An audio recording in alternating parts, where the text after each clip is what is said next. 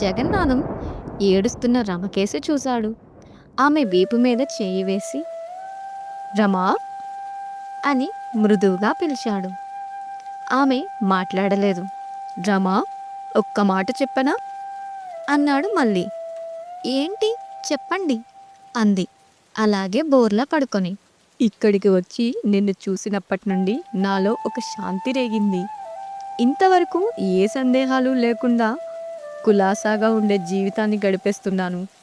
నిన్ను చూశాక ఎన్నో ఏళ్ల నుంచి నీకోసం వెతుకుతున్నట్లు అనిపించింది. ఇప్పుడు నేను తెలుసుకున్నాను. రమా, నాకు నువ్వు కావాలి. రమ ఏడుపాపింది. లేచి కళ్ళు తుడుచుకుంటూ ఆశ్చర్యంగా అతని చూసింది. మనకు ఒక ప్రశాంతమైన జీవితం కలుగుతుందని ఆశగా ఉంది. నేను నిన్ను ప్రేమిస్తున్నాను రమా.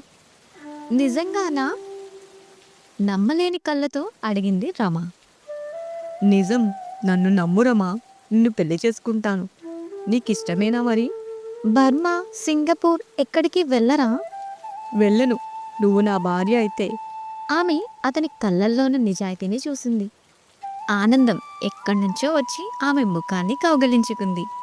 ఆమె కళ్ళు పెద్దవై ప్రకాశించాయి. ఒక్కసారిగా నవ్వింది. అతన్ని ఒడిలోకి లాక్కొని అతని శిరస్సు మీద, బుగ్గల మీద, పెదాల మీద గబగబా ముద్దులు పెట్టి ఊపిరాడక, అబ్బా వద్దులు వద్దులు రమా అన్నాడు. ఆమె కిలకిలా నవ్వి మంచం మీద నుండి దిగి, ఇప్పుడే వస్తాను అని గది నుండి రివ్వున వెళ్ళిపోయింది. గది దాటగానే ముసల్ది కంగారుగా అక్కడి నుండి వెళ్ళిపోవడం చూసింది. దగ్గరగా వెళ్ళి కోపంతో, అవ్వా, నువ్వు చాటుగా నిల్చొని మా మాటలు వింటున్నావా అని అడిగింది. లేదు పిల్ల, లేదు లేదు తడబడుతూ అన్నది ముసల్ది. గుమ్మం దగ్గర ఏం చేస్తున్నావు ఇంత రాత్రి వేళ? నీ మీద ఒట్టు పిల్ల, నేనొక్క మాట వినలేదు. తాళం చెవుల కోసం వెతుక్కుంటూ వచ్చాను.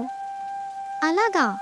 ఏ బుద్ధి మారదు ముసలిదానివైనా అంటూ ఇసూరుగా ఇంకొక గదిలోకి వెళ్ళిపోయింది రమ.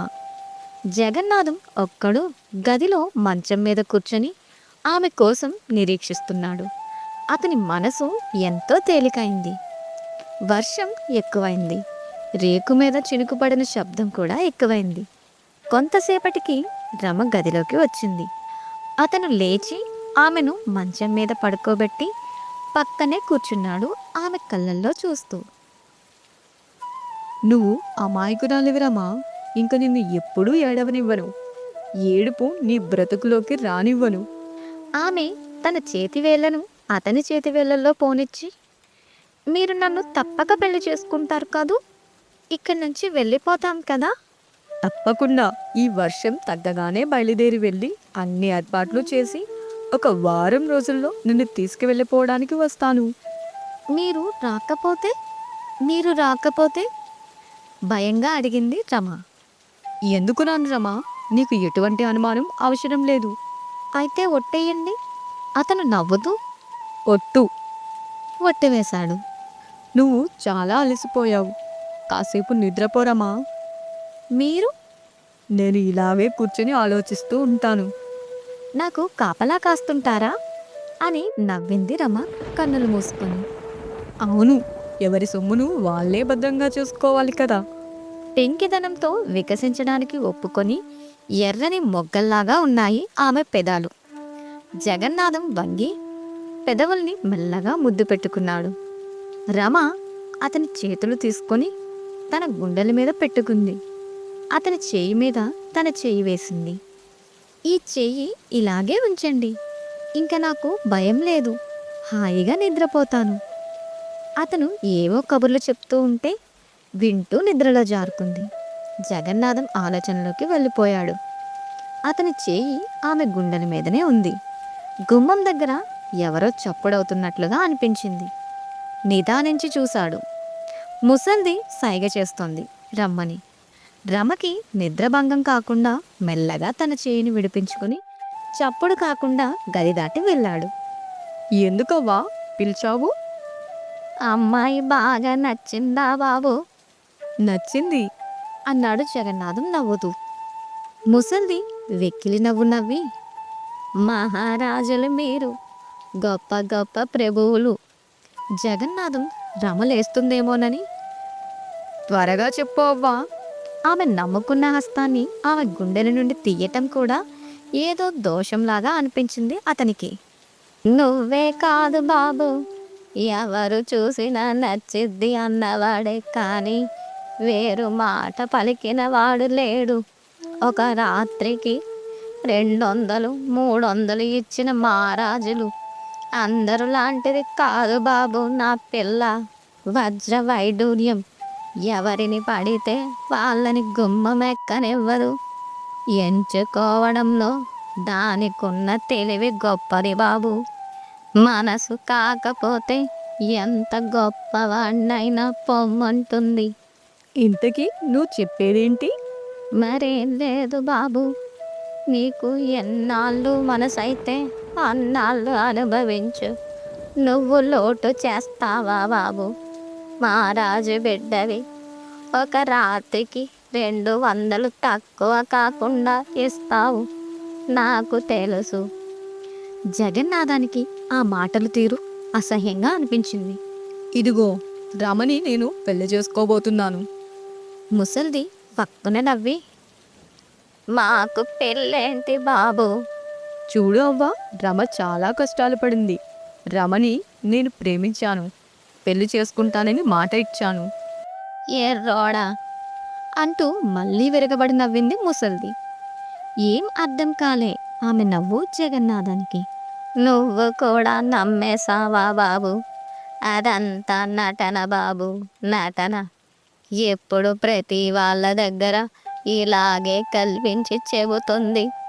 వాళ్ళు జాలేసి ఇంకో 100 ఎక్కువ ఇచ్చేవారు. నీకు అనుభవం తక్కువ, లేత మనిషివి, ఇట్టే నమ్మేశావు. జగన్నాథానికి కోపం వచ్చింది.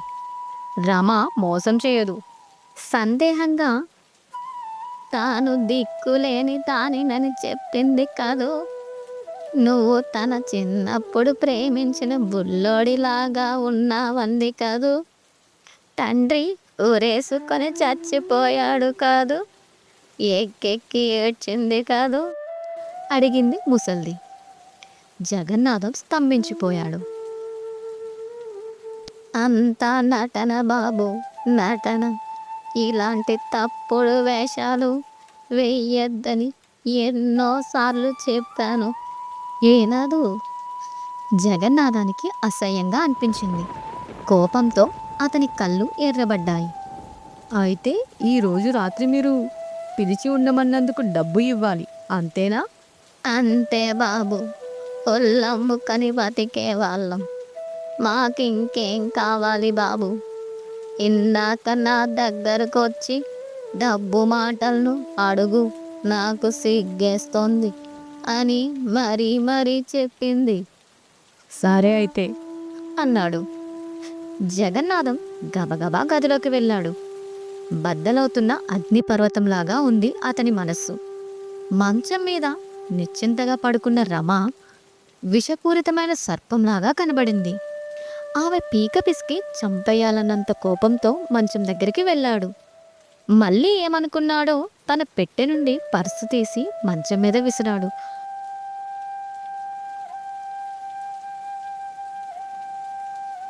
సూట్ కేస్ చేత్తో పట్టుకొని పెద్ద పెద్ద అడుగులేసుకుంటూ వర్షంలోనే బయటికి వెళ్ళిపోయాడు.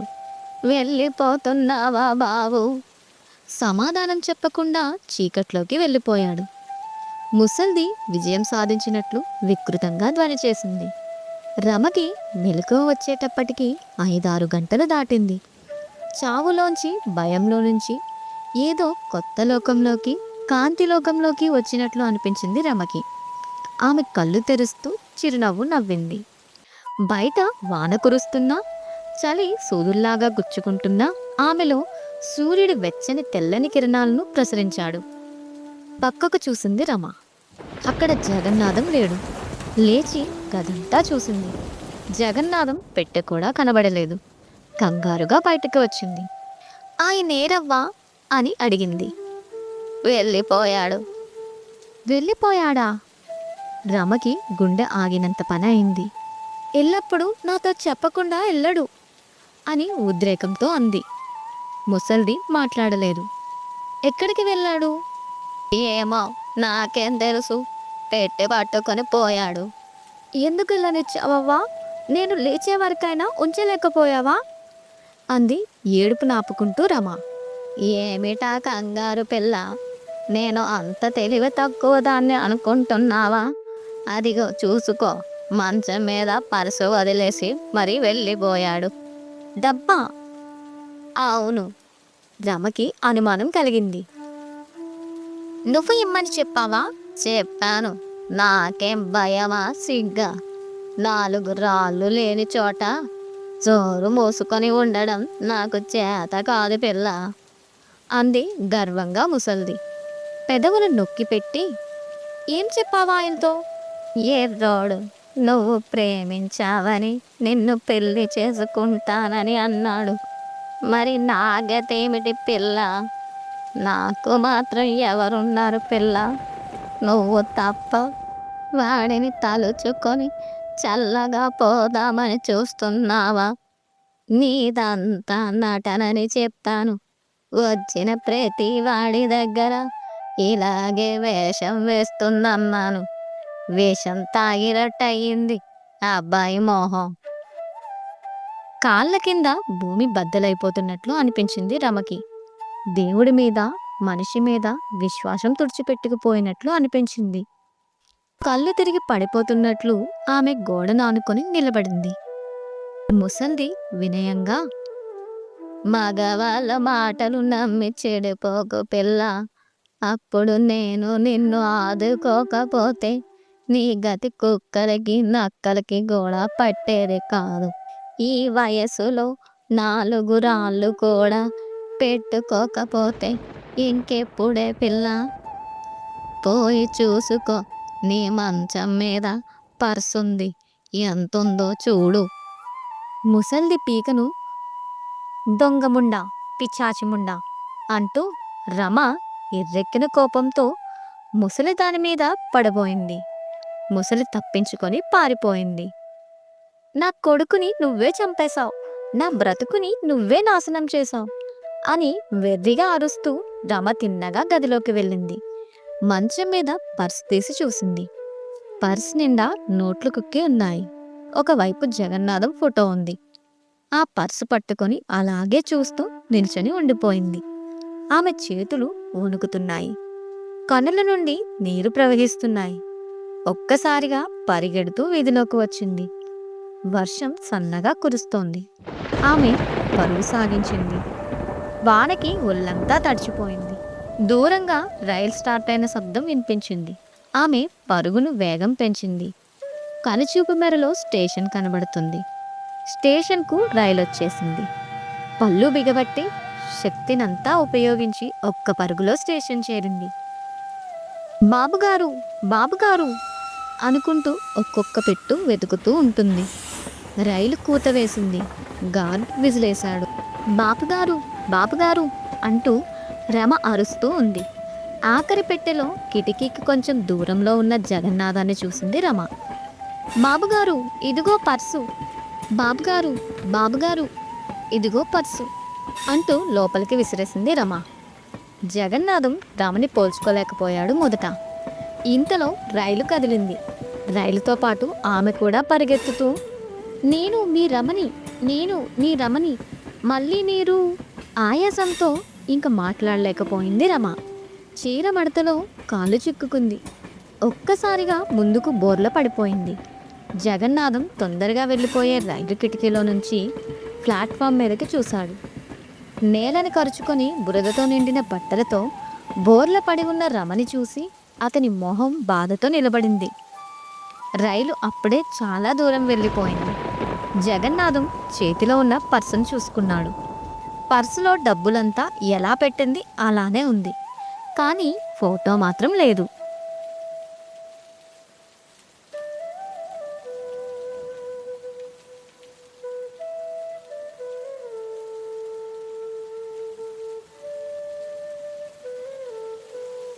తర్వాత ఎపిసోడ్ కోసం ఛానల్ని సబ్స్క్రైబ్ చేసుకోండి.